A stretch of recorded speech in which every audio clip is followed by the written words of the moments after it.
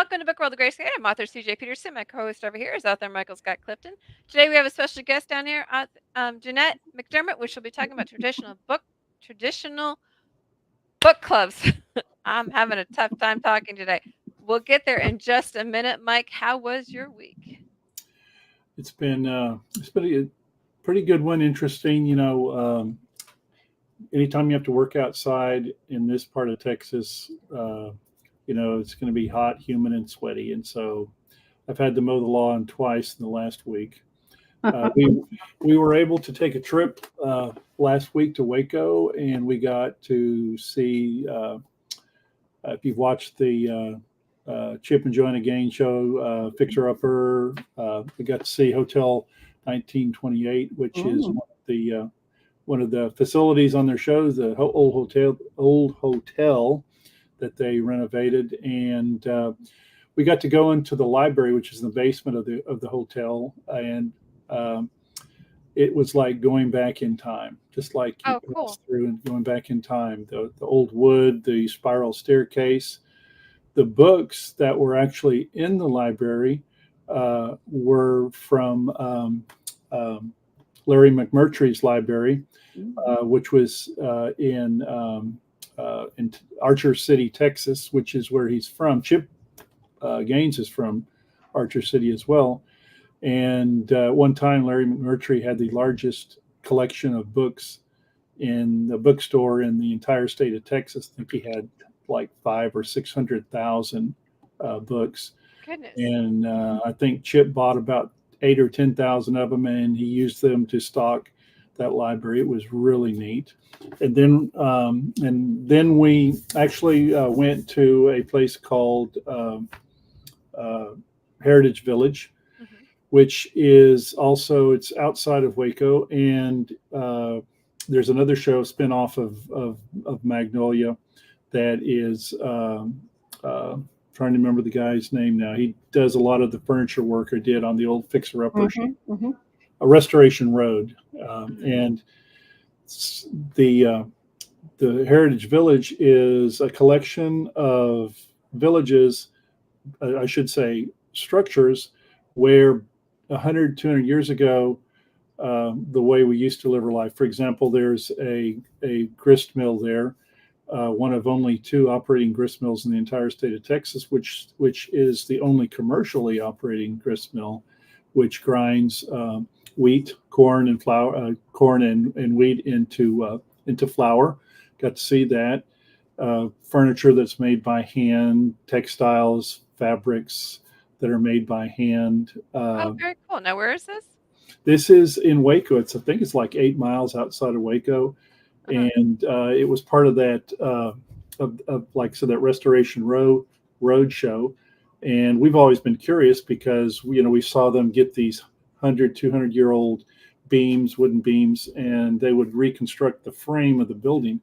And of course, you got to see them with your own eyes. Obviously they were hewn by hand with an axe. But it was neat. It's also, it's historic, obviously. And to see how we used to live, how people used to do things, making everything by hand, growing your own food, grinding your own food up into flour, it was a neat experience. And anyway, I do, if anyone ever gets to Waco Way and you want to go to that Hotel 1928, it is an awesome restoration. Don't miss the library in the basement. It is just fantastic. And if you get a chance, see the Heritage Village, which has the crafts and things that are made by hand the way we used to do it 100, 150, 200 years ago.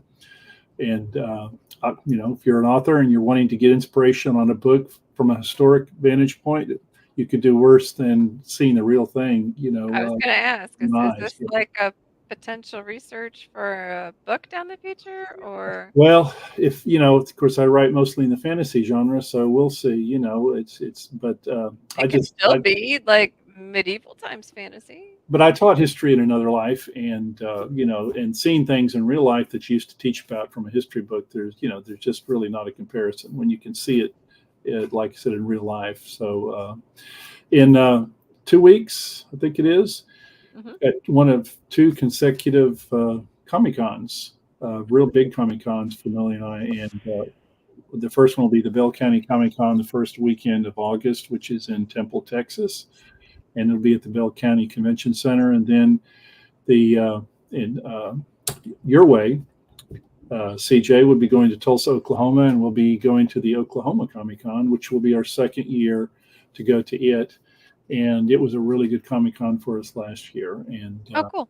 And in the meantime, I'll continue to mow the grass if it rains, and, and stay very busy cool. that way. Awesome. Well, we're going to be heading up your way to Lufkin, Texas, Mhm. the 17th and 18th of August for the Piney Woods Comic Con. I'll be helping to run the floor. Super Hubby will be helping to run around and do where needs to be done. We'll be having guests like Kevin Sorbo will be there. Peter Kalamis will be there. Some of the Amazing Digital Circus crew will be there. I know a couple other ones will be there. You can check them out at pineywoodcomiccon.com. And I know that the Kevin Sorbo VIP thing will be going on, so make sure to check that out. And I know one of my co-hosts is from Magic Making Mischief will be meeting, so we'll be doing the Magic Making meetup with the Harry Potter. So again, my Ravenclaw buddies, come on out. I know anybody who's Slytherin, Hufflepuff, come on out. Gryffindor, come on out and represent. We'll meet probably Saturday. Probably I think is the same time. We normally do by probably about 11 o'clock. Or just come on out whenever. If you find us, I'll be running around in my Ravenclaw stuff. Come find me. We'll take a picture. But that's going to be August 17th and 18th. And look it up. Find out where down at pineywoodcomiccon.com. In the meantime, we have with us today Jeanette McDermott. Hey, Jeanette. Hey, thank you for having me. Yeah, thank you for coming on. We're going to be talking about traditional book clubs. We had another gentleman come on a couple weeks ago to talk about book clubs. His book club was a little bit unique. So we kind of want something a little bit more formal regarding book clubs. So could you tell us about yours? Sure. The name of my book club is the Passion Readers Literary Society Book Club. I founded it in 2009. In the community where I live, I couldn't locate a book club to attend. So I thought, I'm just going to gather my bunco friends and my family together, and we're going to start this book club up. We had 30 members. Oh, wow. Yes, That's it's quite large one to start. Yes. And I had done a lot of research, and the information that I got said, keep the book club small, because when you get too large, can be a lot of opinions that can be expressed and might be very lengthy. So there was a company here in town where a lot of the members' husbands worked, and the company was bought out, and some of the people had to relocate to Colorado. So it brought the book club down to about 12. We've remained about that ever since. We meet once a month. It's a potluck brunch. We started in the evening, and as time has gone on, we now meet about 10 o'clock, about the last Monday of the month. Is whenever we try to meet. Last Monday or the third Monday of the month. 10 o'clock in the morning? At 10 in the morning, we do a brunch. Okay. And it gets quite crowded in here. We have quite a few people, 12 in a kitchen or even a living room is a nice size group of people. Everybody brings a potluck dish, and we take turns choosing the book. Each person gets to choose. I do not designate anything at all, except the house to hold it in, and that's it. Or maybe if we have to change venue, because sometimes they do like to go out to eat versus, having to bring the potluck. So they all get a chance to choose whatever book they want to read. Are there any guidelines with this? We don't have any rules, and I think that's what has made my book club so successful. There's no membership dues. If you become ill, you don't have to drop out. If you've got a death in the family, you don't have to drop out. And I think that's what makes it a success. We're very laid back and informal. We do promote literacy. We do ask that you read the book. If you don't read it, it's okay, because someone has read it, and we're going to tell you all about it. So how do you pick a new book every month, Jeanette? Yes, we pick a new book every month. I keep a list of the books that we've read. We do a sign-in sheet, so it will help me know who chose the book. And we also, when they sign in, they also put the dish that they brought, because rumor has it we might put together a book club, a recipe. a cookbook, I'm trying to say, in the near future. So, we'll have all those recipes to go by. So Very nice. so it's pretty much open discussion on the book. Yes, Everybody can contribute. anybody can contribute. We do have a research specialist. We have given this young lady a unique name, and she does a lot of research on the author of every book that we read. She'll do that presentation first, and then we will get into the book club discussion. Now, at the back of some books, you have a book club guideline on questions to ask. Some do not have that. And so I usually go into Book Browse, and Book Browse most of the time will have some questions to ask about the book. Like what? What type of questions? Well, some of the questions will be like, could you put yourself in the place of the main character? How do you think the main character could have done better? Who was your favorite character? How do you think the character felt whenever they were ostracized by the group? Did you pick out who the murderer was before anyone else? Did it come to light in the book sooner than what it was revealed? Those type of questions. Wow. And so we just go around and ask those questions. If they want to answer, they can. If they don't, that's okay too. But we're a pretty lively group. We have a pretty good time. Some of our favorite books, of course, are the old classics. To Kill a Mockingbird by Harper Lee.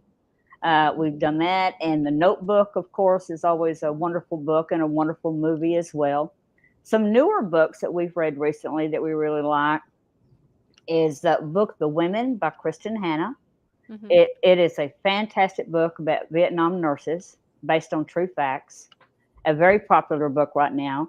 And then William Kent Kruger, I don't know if you've heard of him or not, but he's a very famous author. And a wonderful book by him is called Ordinary Grace, and the other one is This Tender Land. Also, some of the group listens to audiobooks, and some of them read the books. Some of them want to be told about the books. So we just have a different assortment there on what everybody likes to do the best.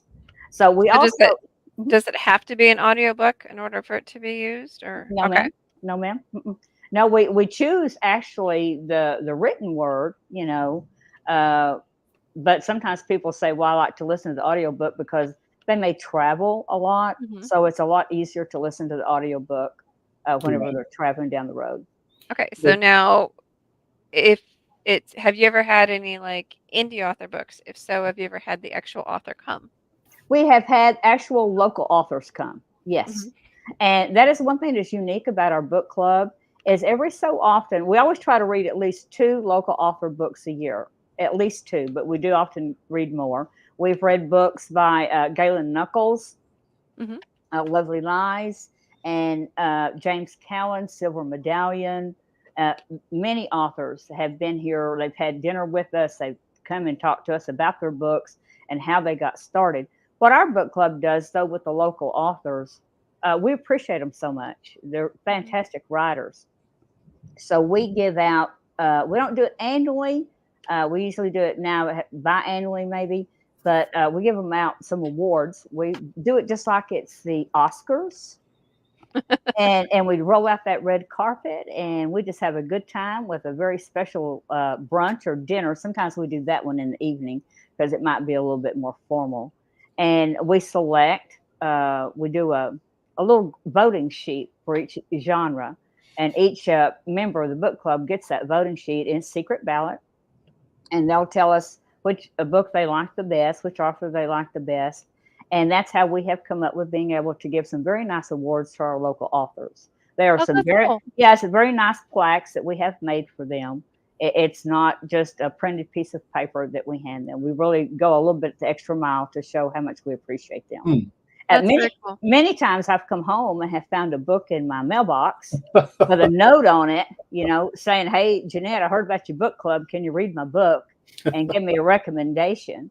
And right now I'm an ARC reader for Boo Walker. I don't know if you know who Boo Walker is or not, but he's also on his climbing way to be a very famous writer. He's written Red Mountain and some other books, The Stars Don't Lie.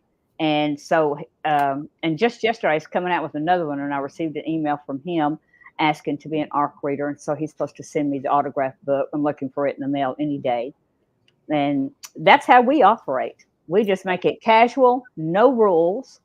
We don't have that rule to where if you miss 3 meetings and you can't come back. We don't have any of that kind of stuff. You know, we're just very laid back group of people that have a lot of fun.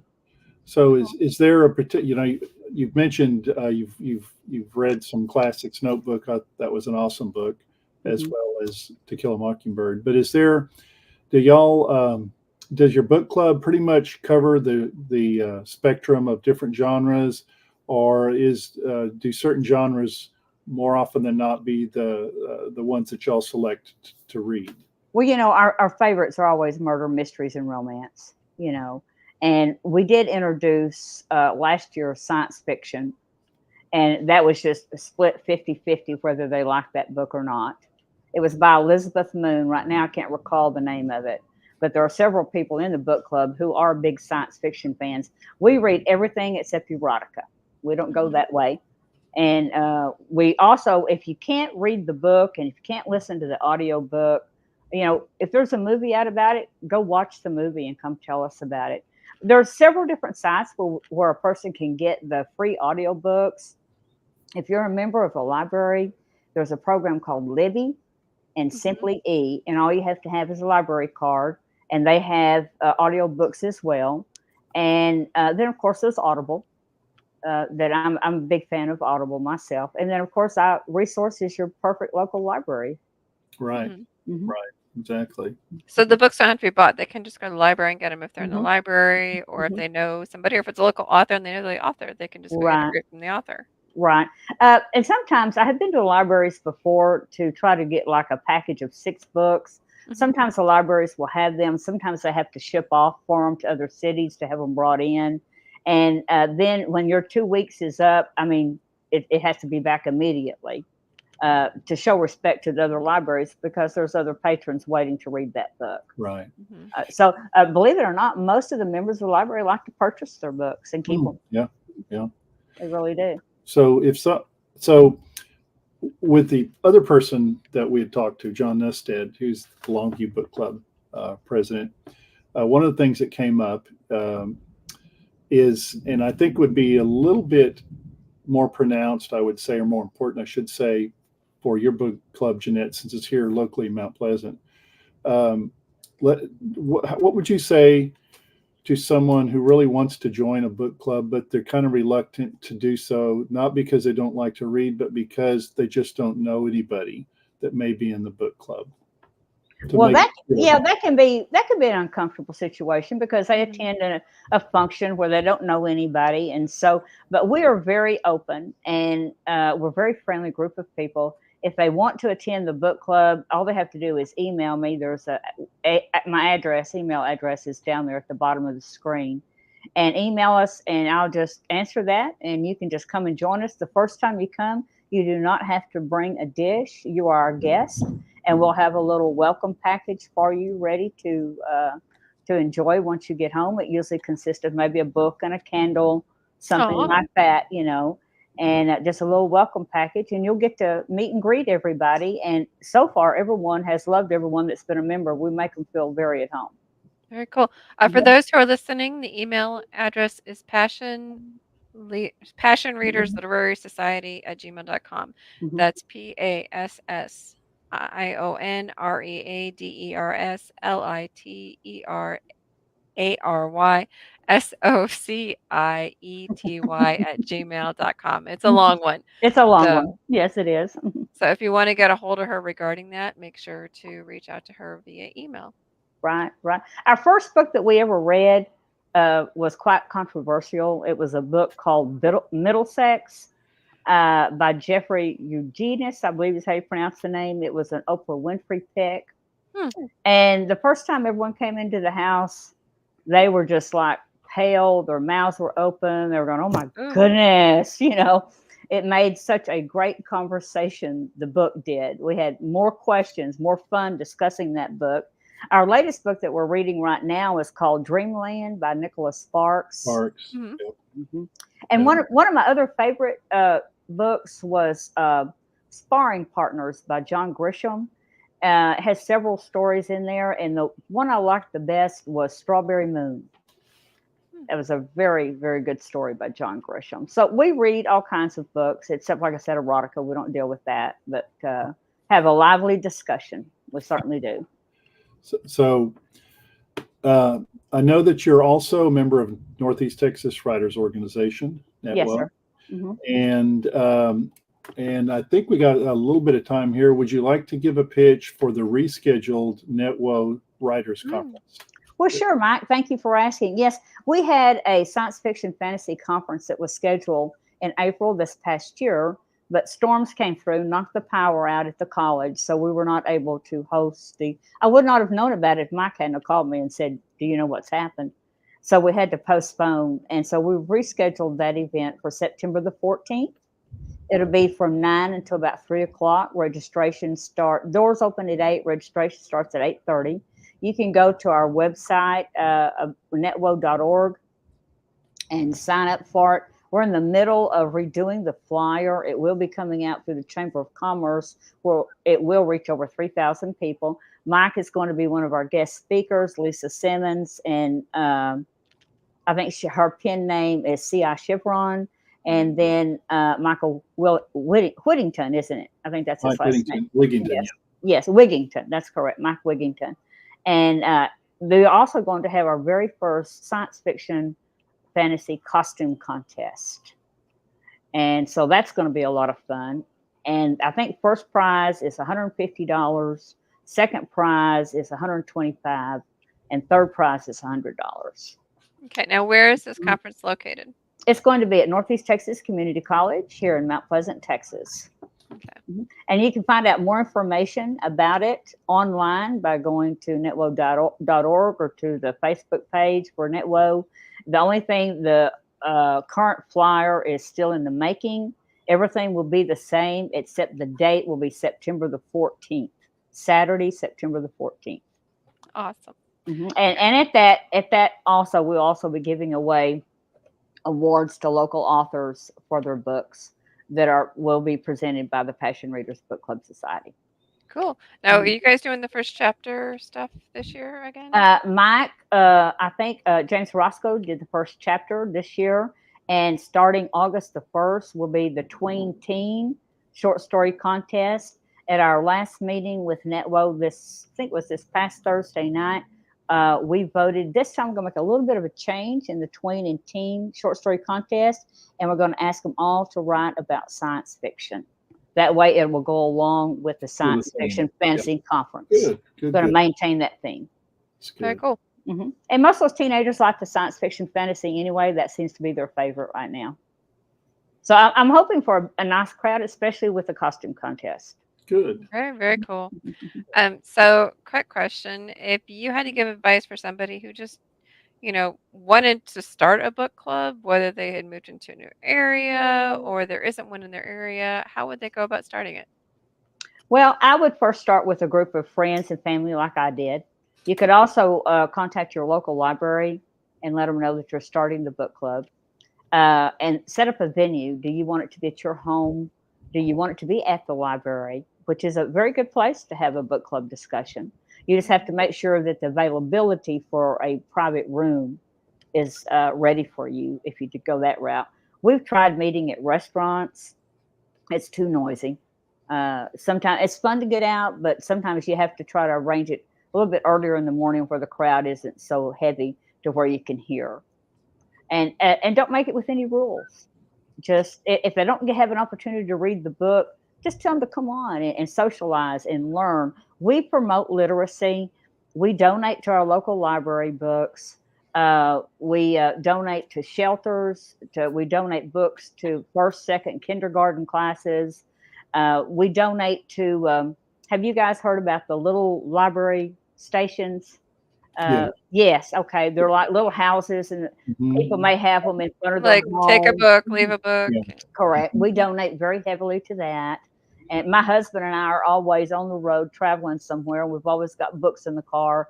And so we will stop and donate some books to those little libraries or to a shelter if we see one as we're going down the road. So our book club tries to give back to the community and to be involved with the community. And we have all age groups. We have the youngest that we have right now is 17, and the oldest is 83. Wow, that's awesome. That's really cool though, because you get a wide variety of opinions in that as well. Yes, we do. And let me tell you, those teenagers are smart. Mhm. And the elders are smart too, because both of those age groups have a lot to add. They have a different way of thinking, and just a lot to add to bring on a good conversation. And we've also had many men as member of our book club as well. Well, and the beauty of it is that it allows the teens to see that the older generation does have something to offer. Allows the older generation to see the teens aren't just young whippersnappers either. It Correct. allows, it kind of allows a little give and take on both sides, which is Right. it's kind of cool. Right. And then those middle generations are like, okay, let's bridge this. Right. So Right. I And like that. it's also a great opportunity for the older people in the book club to take advantage of the younger people by saying, "Hey, I can't get my phone to work. Can you work on it for me? or can you fix this on my computer?" Well, and if any of them are authors, they also have a chance to ask them questions of, Right. hey, if I were to put Mhm. this in this book, would this work for your age group? And that's true. And you know what? You were explaining something that just happened. I believe it was last month. We have a local author, Galen Knuckles, who is a member of our book club. And she asked just that question. She brought something she'd written, read it to the members here. And our youngest one was here, and she was able to get some input from her. That is very cool. Mhm. Awesome. Well, thank you so much for coming today. We really appreciate you and It was my appreciate you pleasure. talking about it, Jeanette.